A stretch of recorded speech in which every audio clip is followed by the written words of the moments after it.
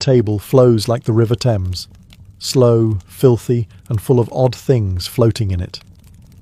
Gertrude is gossiping, loudly, about a knight who cried during the act and asked to be held. Beatrice claims she saw the mayor's wife sneaking out the back door last night. No one questions it. No one really wants to know. The madam appears suddenly like a tax collector in the fog. She eyes the bread, snatches the last edible bit for herself, and announces that the city inspector will be coming by this week. Groans echo around the table. This means scrubbing, actual mending, and pretending the walls haven't started growing things. You eye the leftover crust and slip it into your sleeve for later. Desperation makes excellent Tupperware. Just as you're starting to enjoy the cheese, possibly mould, possibly seasoning, the bell above the door rings. A new customer.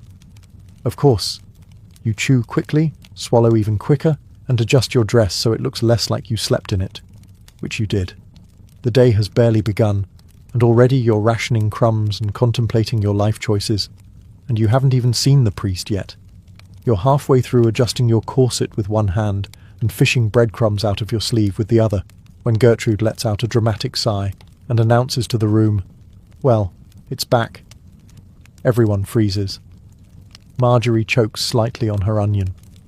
Beatrice mutters, "Third time this season," without looking up from her stitching.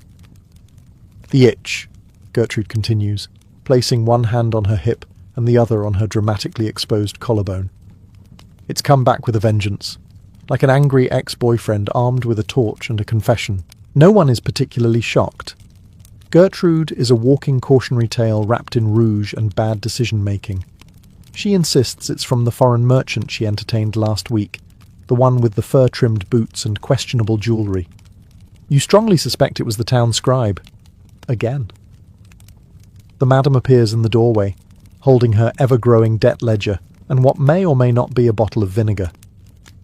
"Scrubbing stations are open," she declares, gesturing toward a battered tin basin and a rag that's seen things no rag should ever see. Gertrude struts over like she's on parade and plops herself down with the grace of someone who's absolutely not worried about her pelvic reputation. "Honestly," she says to no one, "at least it's not the pox. That time with the nobleman? Face like a statue, touch like a rash." Marjorie passes her a clove of garlic. "For healing," she mutters, though everyone knows it's just an excuse to mask the smell. You wisely keep your distance and try not to make eye contact with the vinegar jug. You've been lucky so far, or selective.